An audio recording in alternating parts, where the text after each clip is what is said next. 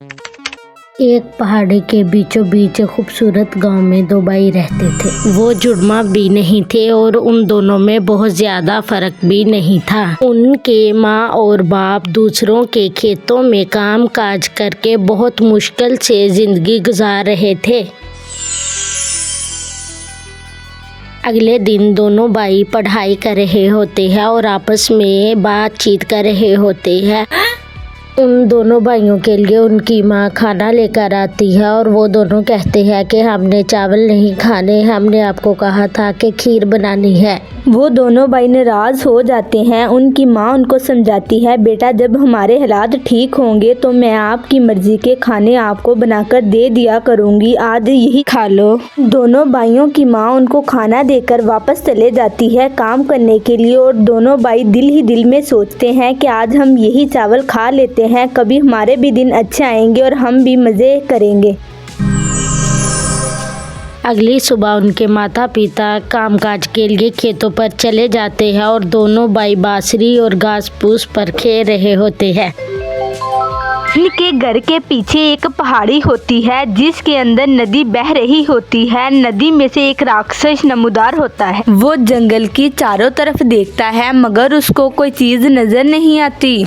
वो पहाड़ों के बीचों बीच चल पड़ता है। चंद कदम आगे जाता है तो उसको एक नदी नजर आती है। उसको बहुत ज़्यादा प्यास लगी होती है। वो पानी पीने के लिए नदी के पास बैठ जाता है। वो नदी का सारा पानी पी लेता है जिसकी वजह से नदी खुश्क हो जाती है। राक्षस गांव की तरफ चल पड़ता है। जैसे ही वो गांव में दाखिल होता है तो उसको दो गाय नजर आती हैं। वो उन दोनों गायों को पकड़ लेता है। राक्षस चंद कदम आगे जाता है, उसको घर के सामने दो बच्चे खेलते हुए नजर आते हैं। वो सोचता है मैं इन बच्चों को कैसे उठाकर लेकर जाऊं। पीछे दिमाग लगाकर जासे में लेना होगा। गांव के लोगों को पता चल गया मुझे चाकू छुरी से मारने आएंगे। वो बच्चों की तरफ देखता है और जंगल की तरफ वापस चला जाता है। चंद ही कदम आगे जाता है, फिर सोचता है मैं जंगल की तरफ जाऊंगा, वहाँ से एक केले का गुच्छा तोड़ूंगा। ऐसा ही करता है जैसा उसने सोचा होता है। वो केले का गुच्छा तोड़ता है और अपना भेष बदलने की कोशिश करता है। राक्षस भेष बदलता है और उन बच्चों की तरफ चल पड़ता है और वो बच्चों के पास जाता है और कहता है, बच्चों सुनो मेरी बात, आप क्या कर रहे हो? कौन है आप? हमने आपको पहचाना नहीं। क्या तुम नहीं पहचानते? मैं तुम्हारा ताऊ जी हूँ। मैं गांव के उस पार रहता हूँ। जब तुम छोटे थे मैं एक बार आया था। कौन ताऊ जी? हमारे कोई ताऊ जी नहीं है। छी छी बेटा, ऐसे नहीं बात करते बड़ों के साथ। मैं इतने दिनों बाद आया हूँ, ये केले लो, आप खाओ। देखो देखो बेटा, मैं आपके लिए केले लेकर आया हूँ, क्या आप नहीं खाएंगे?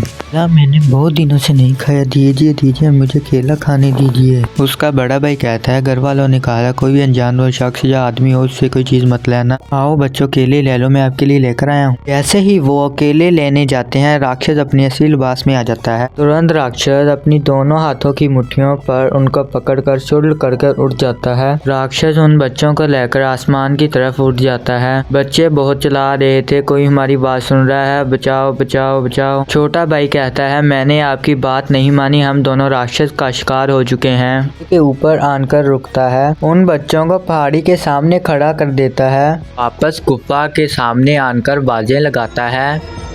बाहर तो आओ, देखो मैं आपके लिए क्या लेकर आया हूँ। तो मैं बाहर आ रही हूँ। किसी बाहर आती है और पूछती है, क्या हुआ? ये देखो मैं आपके लिए क्या लेकर आया हूँ। ये तो तुम मनुष्य के बच्चे तो लेकर आए हैं। तुम इसे पका लो, मैं बाकी सामान लेकर आता हूँ, चावल घी और वगैरह जो भी होगा। मैं थोड़ी ही देर में आ जाऊंगा, देखना बच्चे भाग ना जाना। वो इतना कहकर चल पड़ता है। उधर दोनों बच्चे भागने की कोशिश करते हैं और राक्षसनी उन दोनों बच्चों को आगे से पकड़ लेती है। राक्षसनी उन दोनों बच्चों को गुफा के अंदर ले जाती है और कहती है, तुम कभी भी इस गुफा के अंदर से भाग नहीं सकते। राक्षसनी सोचती है, इन बच्चों को मैं पकाकर खूब मजे से खाऊंगी।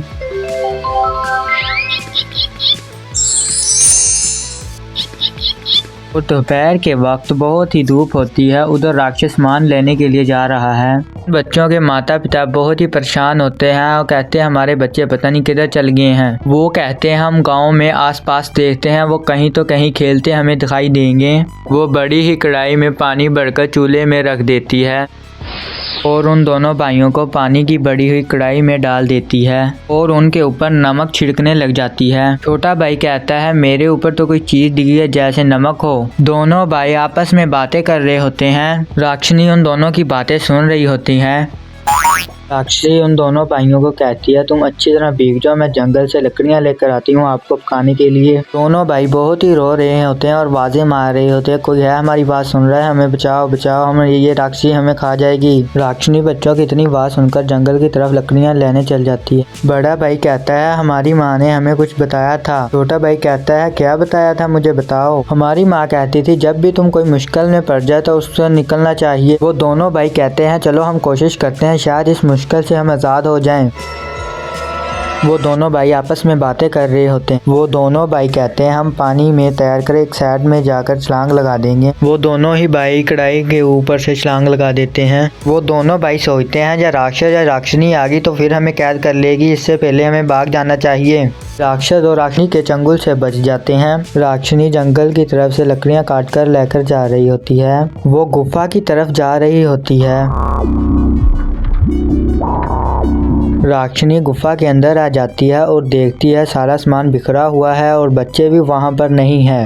राक्षनी बहुत परेशान होती है और बच्चों को इधर उधर ढूंढने लग जाती और वो बाहर की तरफ जाकर देखती है और बच्चे उनको कहीं नहीं मिलते। बच्चे उधर जंगल के रास्ते से घर को भाग रहे होते हैं। उधर राक्षस अपना सामान लेकर आ रहा होता है, चावल वगैरह सारा सामान। गुफा के अंदर आ जाता है और देखता है सारा सामान बिखरा हुआ है। उधर चड़ेलबाजी भी नहीं होती और ना कोई चीज़ होती।